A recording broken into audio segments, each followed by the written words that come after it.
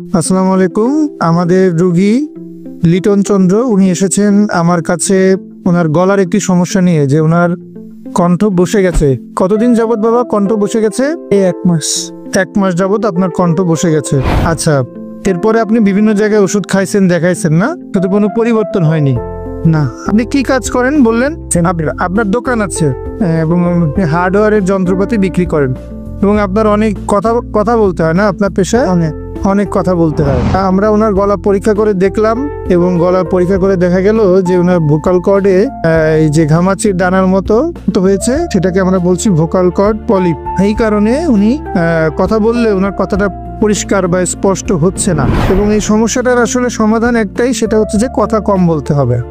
Minimum 3 সপ্তাহ আপনি যদি কথা কম বলেন, তাহলে আপনার রোগটা ভালো হওয়ার একটা সম্ভাবনা আছে। না, ঠিক আছে বাবা, ঠিক আছে, ধন্যবাদ আপনাকে। হ্যাঁ।